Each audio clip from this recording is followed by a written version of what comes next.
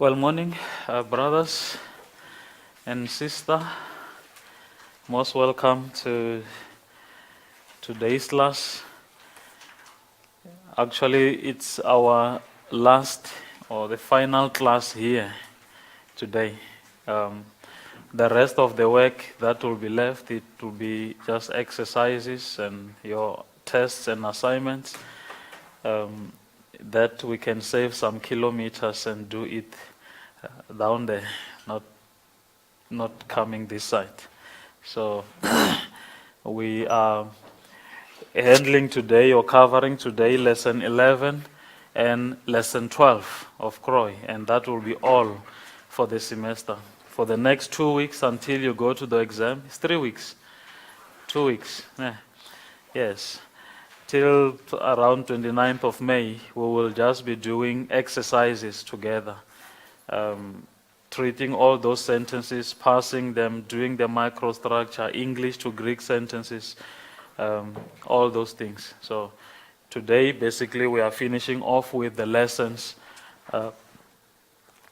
which I normally came and usually came and presented here for the sake of others out there.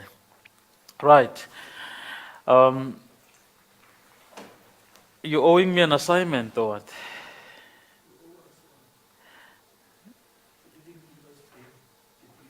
The previous assignment and test.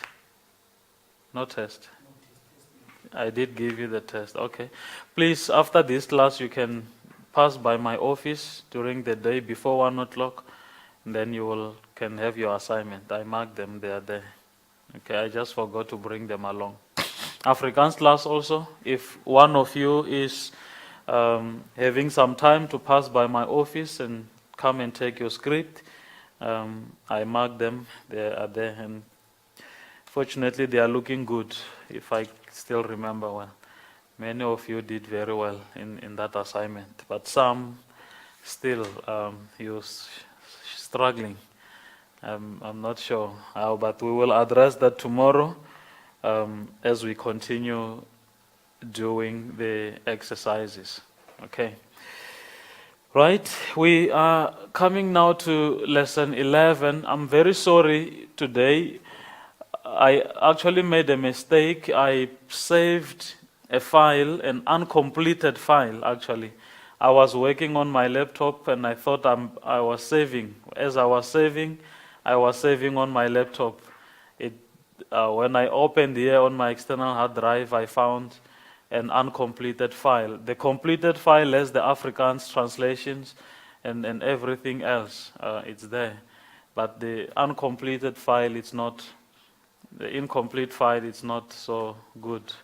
But then I remember everything. I will be able to go step by step with you. I deeply, greatly apologize to the Afrikaans class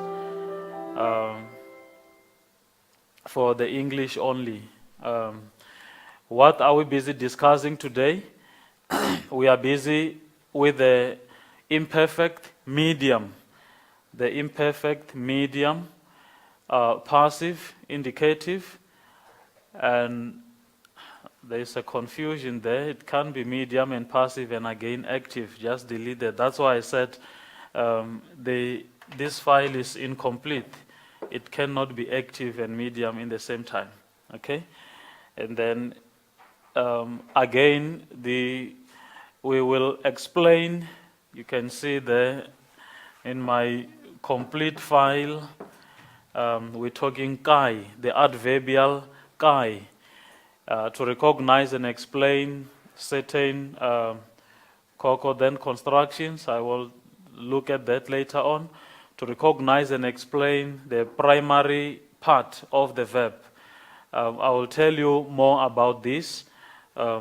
What is actually the primary part of the verb, and to recognize and explain the forms of the future indicative active, and that is now lesson 12, the future indicative active, and also to recognize and explain the compilation of the future indicative active, how there are some verbs that changes completely when you take them to the future.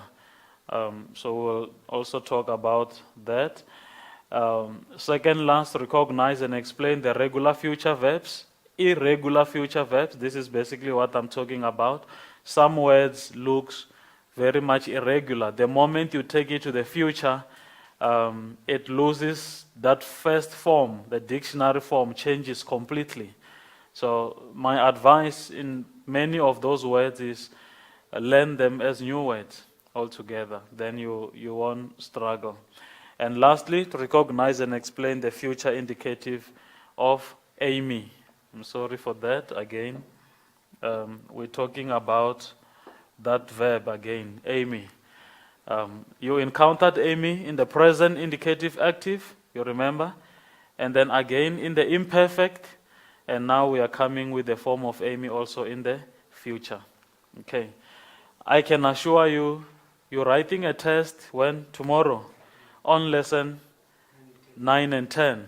So next week, I can gladly announce it that you will be writing another test on lesson 11 and 12.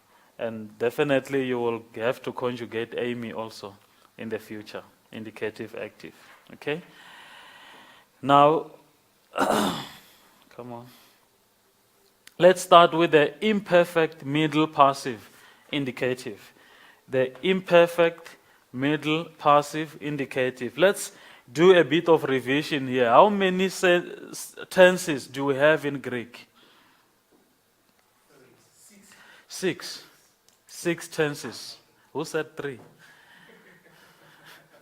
You're still in Philippines. Welcome back. We have 6 tenses in Greek, remember?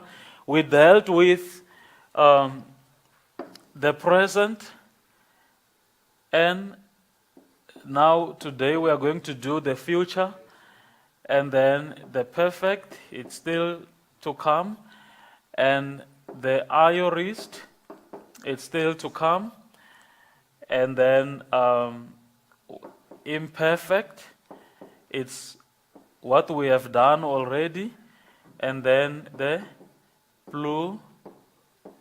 perfect, it's still to be done in the future. What have we covered so far? We have dealt with the present, okay? Both the active and the passive, or middle. You remember that luomai, luetai, and so forth. And then the imperfect also, we have dealt with the active form of the imperfect. Okay? And today, lesson 11 deals with the medium.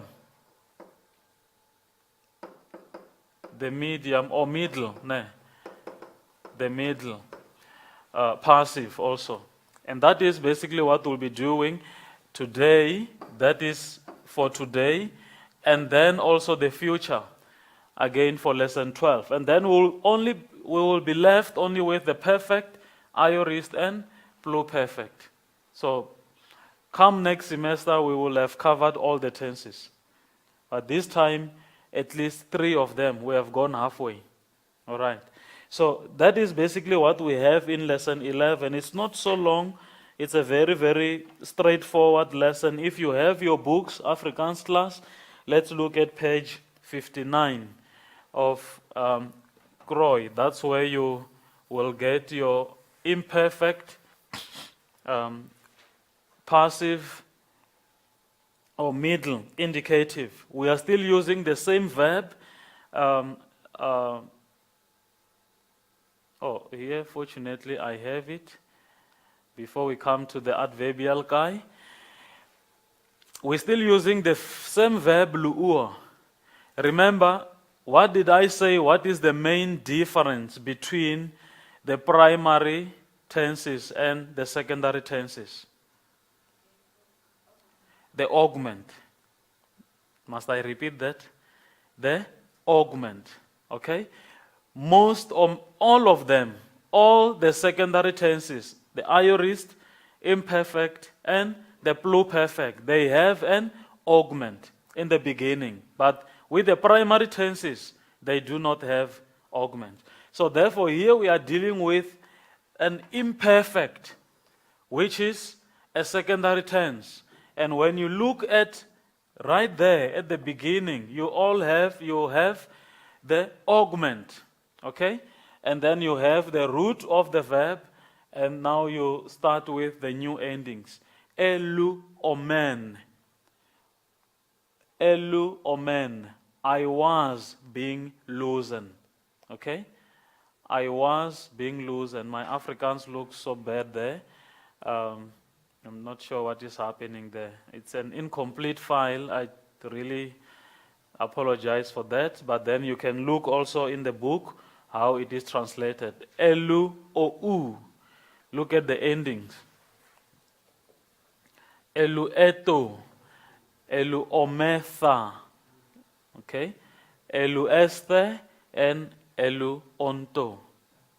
Okay? Hulle was bezig om losgemaakt te worden. They were being loosened. Okay?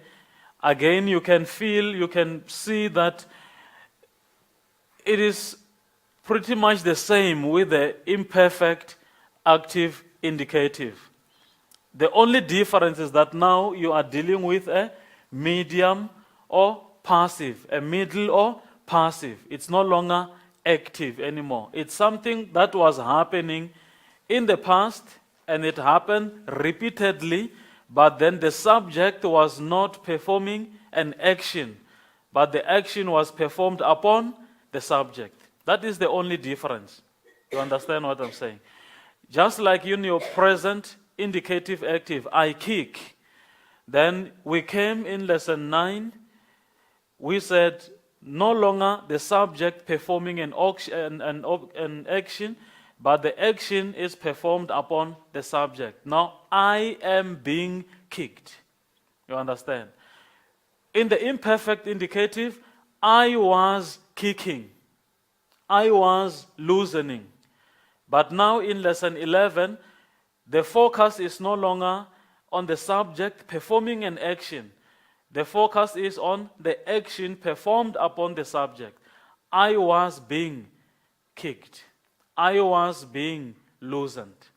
We're only shifting that thing only. The subject performing or the action performed upon the subject. And here are the forms. And definitely, come next week in the test, you know already what you should expect. You just have to learn and know those conjugations, and you do well in your test.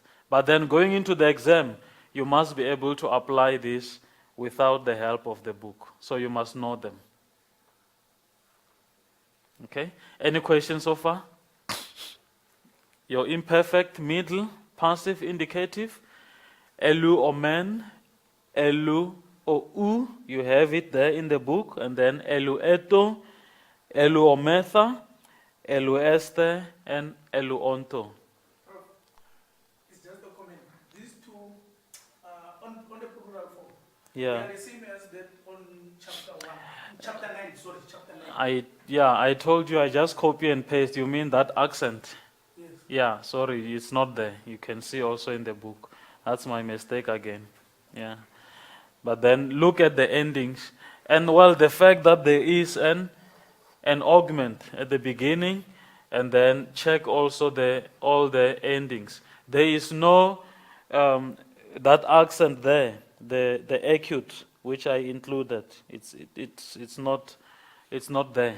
Only in all the scenarios, in all the singular and plurals, there are no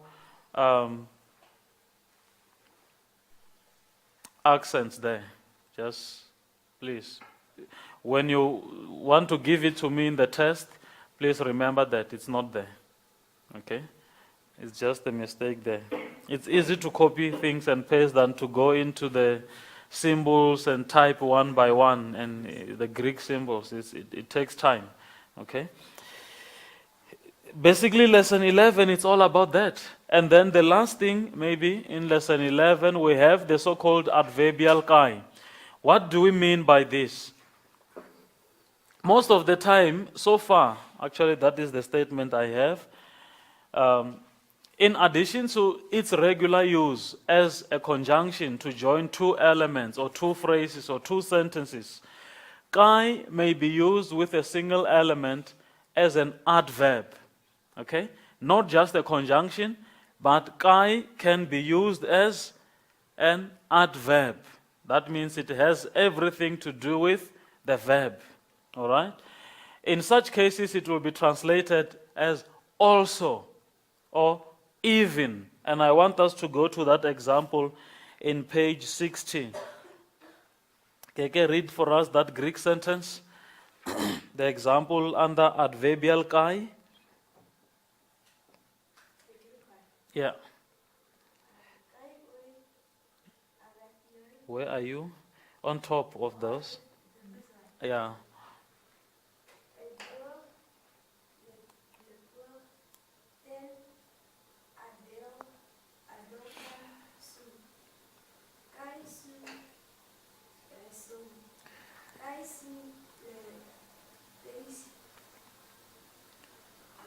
Out then. Good.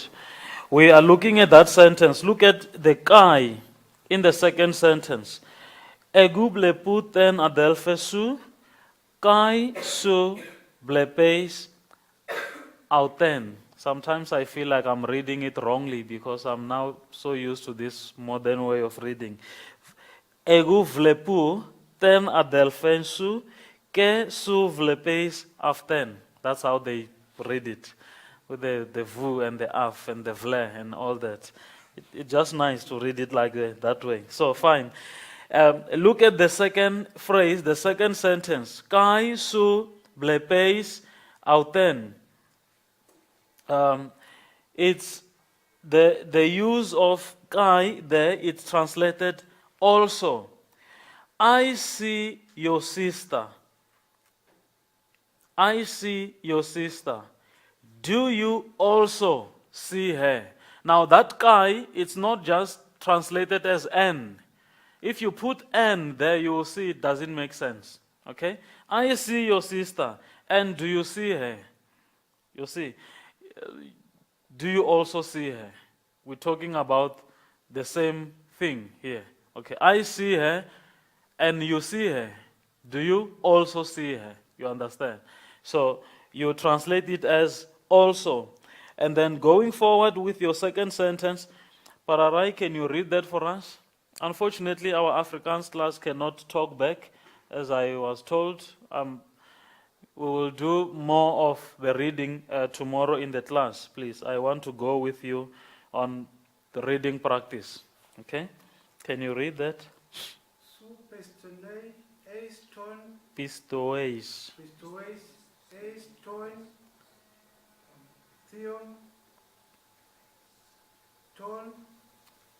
Toto.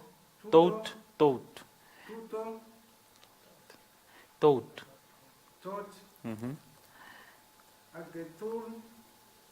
Agathon. Alakai. Tai. Daimonia. Daimonia. What is that? What is daimonia? Demons. Demons. Okay. Good. Pisteosin. Okay. Su pisteois eiston theon tut agathon. That is good. Tut agathon. Okay. Or this is good. Alakai ta daimonia pisteosin. You believe in God. Su pisteois eiston theon. You believe in God. This is good. But even the demons believe. Okay? Look at that even. Allah kai. It's that kai, it's not just a conjunction n. It's an adverbial kai. It is used as an adverb. Okay? Even the demons believe. You remember that text in the Bible? Where is that? You must be a good Bible reader. In the New Testament. Yeah, Obviously in the New Testament. And in the book of Acts? No? Something similar. What does it say?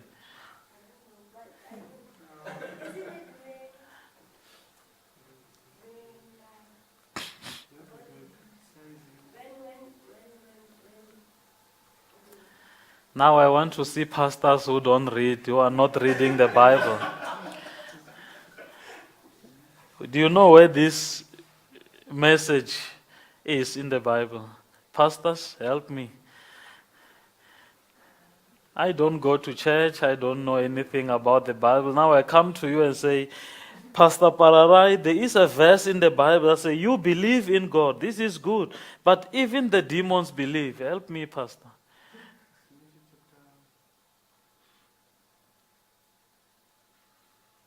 Who is that? It's not Matthew chapter 5. Matthew? No, It's not Matthew. not even there.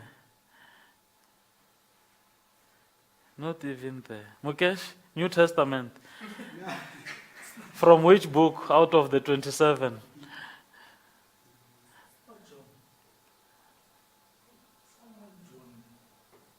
Somewhere in John, somewhere in Matthew, and somewhere in Acts. Now, who is it the Holy Spirit helping you to answer this, or what is happening? Eh? Keke? Your Holy Spirit says somewhere in Acts, and his Holy Spirit says Matthew. And now it seems the Holy Spirit is confusing you. What's going on? Which text is that? Because you speak under the influence and the power of the Holy Spirit. As a pastor, I mean. Or is it the third daimonia that is giving you these answers? Eh? Did I catch you by the corner? You must be a good Bible reader, okay? Good. You must go and research that. But all I want to show you is kai can be used adverbially, okay? And you have also the correlative constructions. We will do this. Look at the first sentence. Kai ho agathoi kai ho kakoi. Esteusin. Both, if you translate it literally, and the good and the bad does not make sense. In a good English grammar, you would say both the good and the bad. Okay?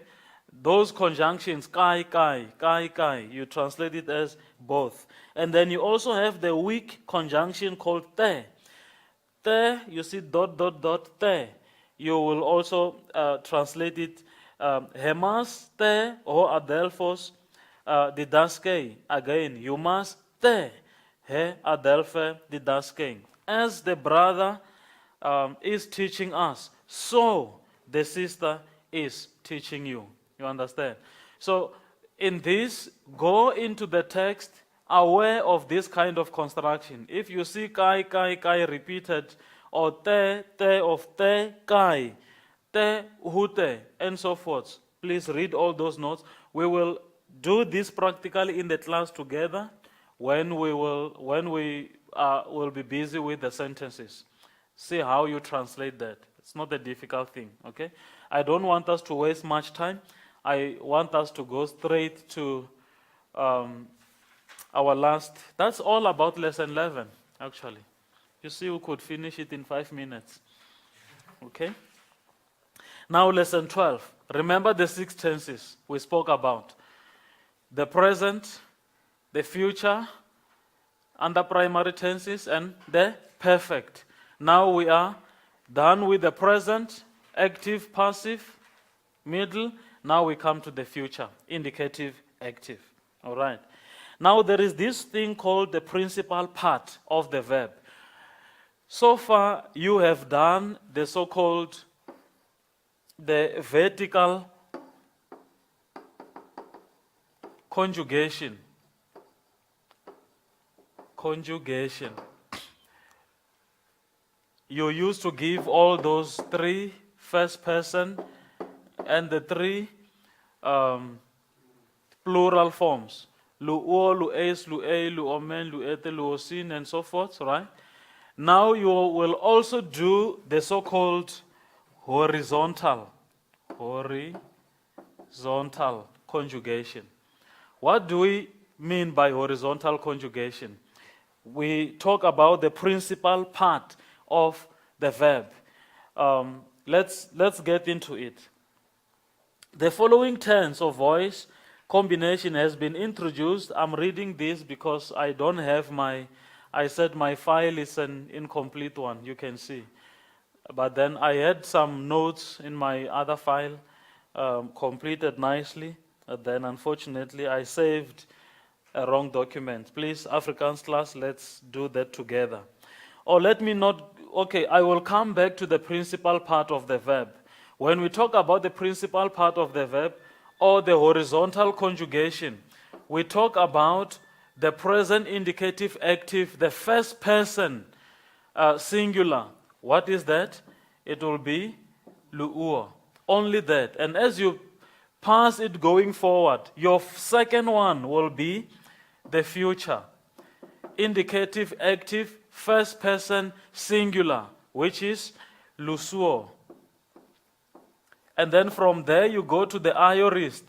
And then you're only looking at the principal parts of that verb. You are not looking at the person endings and so forth. Only that first person. Lu'uo, lusuo, elusa, going to the aorist passive, perfect and perfect passive, and so forth. I have a list of verbs which I have selected for you, and you will learn those principal parts of the verb going forward. I think we have an example. No, not in this lesson. Only in lesson 13 you will get some verbs. That is next semester, so you don't have to worry about that for now. Let's come back to the future indicative active. My main worry here is for you to be able to handle the future, know how we form the future. Let's build the future from what we know. Of course, if you want to go to the future, you must start from the present, right? You don't jump and go there, go to tomorrow. You must first go through today, all right?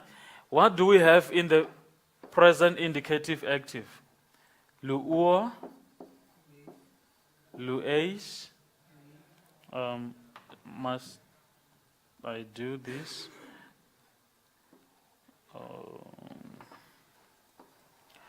Lu, I'm writing it far away there. Or, lu'eis, lu, a, lu, omen, and then lu, ete, lu, usin. That is your present indicative active, right? How do you form a future? How do you go to the future? Now remember, the future tense is a primary tense. We don't have an augment. You remember that? You form a future by adding a sa suffix, a sigma, not a sa suffix, a sigma to the person ending of the present indicative active. It's easy, that's what I'm talking about. Once you put that sigma there, the statement changes to the future. The first one, without that, it will be I destroy. But with the sigma, I will destroy. Okay? You will destroy. He or she will destroy. We will. You plural. And they will destroy. It's as easy as that. Will you be able to remember the future? This is the simplest of all the tenses. If you fail this one, then I don't know how to help you. It's the simplest. Once you know your present indicative active, without that, then the future says, put your sigma right there. and then the statement changes to the future. And next week, Tuesday, in the test, I will ask you to conjugate luo in the present, in the future, indicative, active. Any question? We are done with the future. Yeah? We are done with the lessons of the semester. But yet, okay, just wait before. We still have the future middle. The future middle. Again, the future middle, we will start from the present middle. As you have it, as you know it, you will see again, it's a simple and a very straightforward thing. Okay? What do you remember with the present middle, passive? You see, if you don't know those things we began with, you will always struggle. What does the present middle passive indicative say? How do you conjugate it? Lu or my? Lu? A. Like that? Lu? Etai. And then lu? Ome? Tha. And then lu? Esthe. Okay? And then lu? Ontai. That is your present, middle, or passive indicative. Now, how do you form the future middle? Not passive, only the middle. You will get to know the future passive. Also, it has some other forms. Just like we did with the present indicative active, the sigma makes a big difference. The sigma make a big difference. And there you have your future middle. I will loosen. Remember, it's not passive. The middle is always reflexive. I will loosen myself. Okay? You will kill yourself. Those who love suicide too much. You know, there are people who love suicide. Yeah. You say something, it's a simple thing. They just want to kill themselves. Okay? So you go and kill yourself. That's the middle form. You kill yourself. Okay? Yeah. Or you hate yourself. You know, there are people who hate themselves. And they even come before and say, you know, I hate myself. Then what do you want us to do if you hate yourself? You know, I hate myself so much. And what do you want us to do? Okay? Fine. But then I'm saying that so that you remember what the middle form is all about. Okay? It's all about back to yourself. Okay? Some people love themselves too much. You know, I love myself so much. So what? Good. It's good. Now, you love yourself. Okay? It's reflexive. It's middle. All right. Good. Any question with the future indicative, active, and the future middle indicative? That's basically what was coming for you. Future middle, and then the futurum medium, and what is coming now. Okay, the future indicative of Amy. I don't think, yes, I have it here. It's there also. As am I was. Okay? You were. It's all in there. No. I will be. Sorry, the translations are not correct. It's an incomplete file. I was working on, just look at the forms in the book. We have it there. As am I will be. As say, you will be. As tai, he or she or it will be. And then sometha, we will be. Asseste, and then esontai. All those are the forms of the future indicative active of Amy. I really feel bad about my preparation today. It's not good.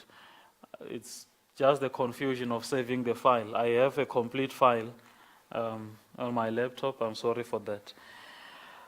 Yeah, and that will be all for today. And I will look at some verbs that changes completely when they go to the future. We will do that together in the class, but they are there. They are already mentioned. Page 66. Some verbs changes completely. Why the changes?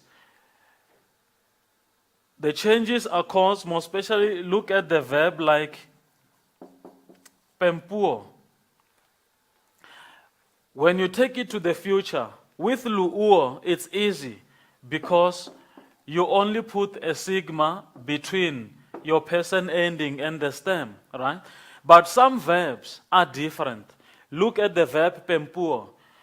When that P combine with the sigma, it gives you something else.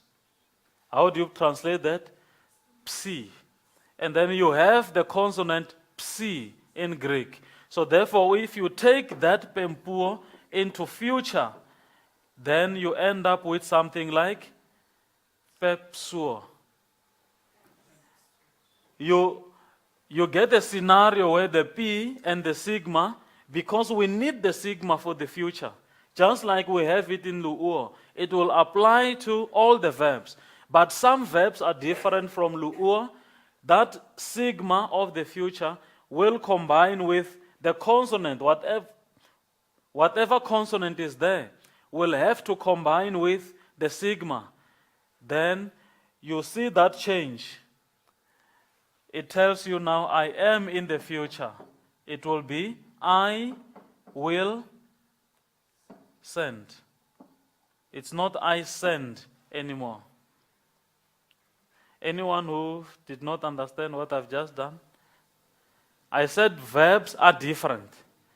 We are not going to deal with luuo all the time. Okay? We have a verb like pempuo. We have a verb like blepuo. Let me give you a second example. The verb blepuo. Vlepuo.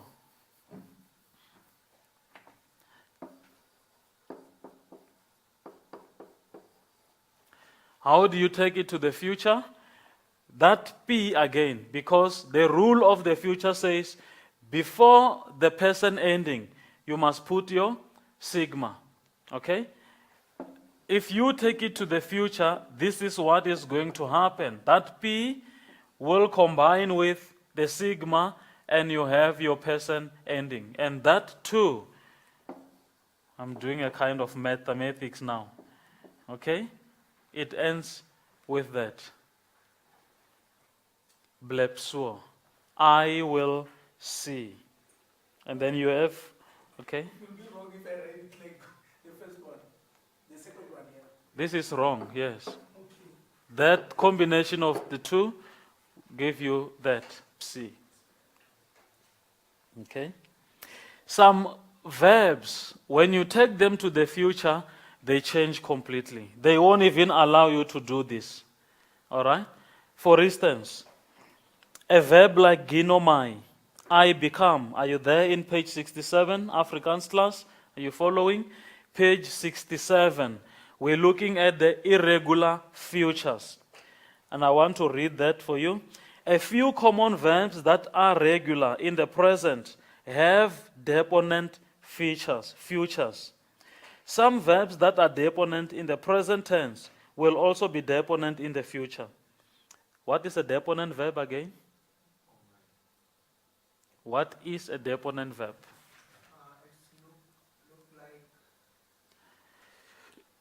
look like Passive in form, active in meaning. That's all we mean by deponent verb, okay? Right. These forms simple must be learned or looked at in the dictionary. Here are some of the more important verbs in this category, along with others that have unusual future tense forms. Now, you look at the verb like ginomai. When you take it to the future, I will become, it changes completely. Genesomai. learn these verbs as new verbs completely. Don't try and do the mathematics like what I did here, all those steps. Just learn them as new verbs. Genosomai, I will become.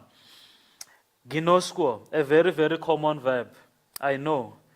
Gnosomai, I will know. I like the other one. What is that? Erhomai. It changes completely. Look at that. Eliosomai. Okay? Eliosomai. And that will help you when you do your principal part of the verb. If I give you lu'ur to conjugate horizontally, how are you going to conjugate it? You start with lu'ur, and then to the future, it changes. Eliosomai. And then going to the aorist, and so forth, and so forth. Okay? I said the principal part of the verb, you start from the present, future, aorist, and then I will give you the rest. There are about 6 of them. Okay? The horizontal conjugation.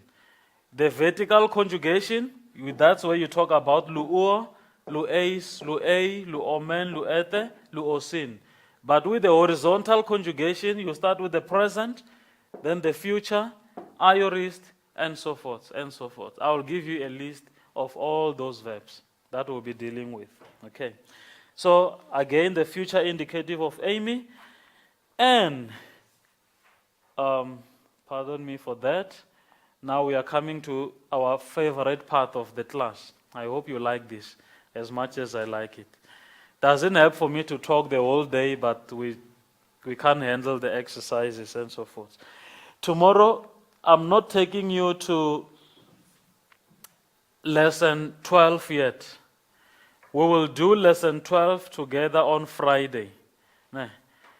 So tomorrow we are looking at some few sentences in lesson 11. And this is what I have. Yak, if you are there, let's start. In my class, just listen carefully. In my class, or in the English class, you are all my class. In the English class, Sirami, you go and take sentence number 1. Practice and review. Sentence number 1. And then Pararai, you will take sentence number 2.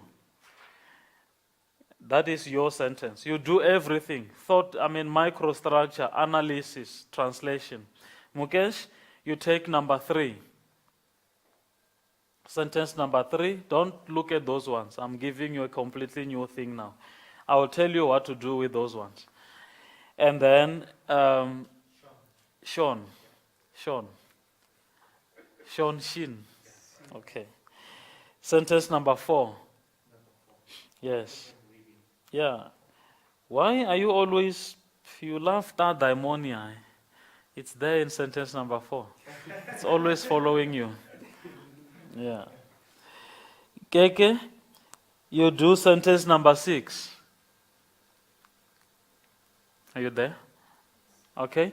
Afrikaans class, from someone must take sentence number 5, and then you go on with sentence 7, 8, 9, 10 until all of you have at least a sentence to do. Unfortunately, I don't know who is there and who is not there.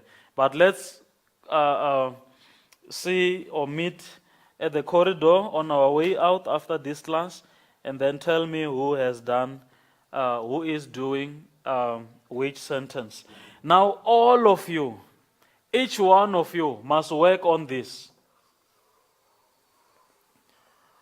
Here, I'm not giving anyone any specific sentence. The LXX and the New Testament sentences, you must all go and work on those. But from the practice and review, each one of you, I don't think you are more than 14 in the class. We have 14 sentences. We are about 13 or 14 to be exact. So therefore, I've given you sentences in the practice and review. But for LXX and New Testament sentences, all of you, you go and do 4, 8, 9, and then New Testament sentences, those. You must do all of them. Okay? translation most of the time with the LXX, because some words you don't know them. You are helped by the vocabulary of the LXX and the New Testament sentences. Yeah. Okay. Are we clear what are we going to do? So please, if you don't have this tomorrow,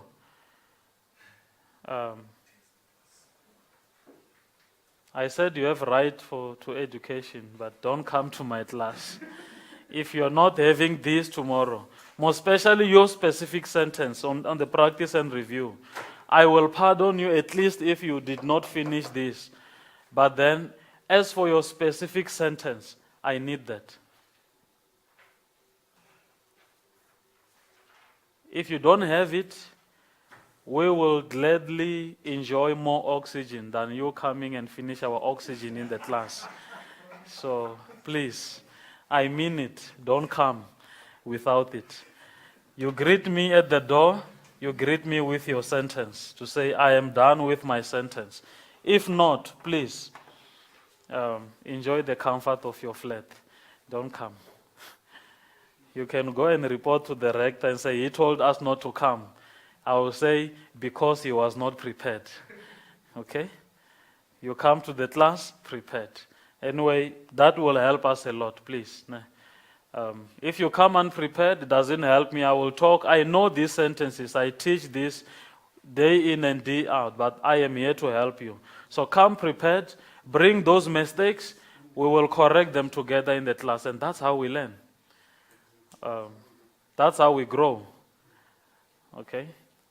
By correcting all those mistakes. Brothers and sisters, thank you so much. Afrikaans class, let's meet at the corridor. Make sure you have prepared everything in terms of who is going to do what. And let's make sure of that.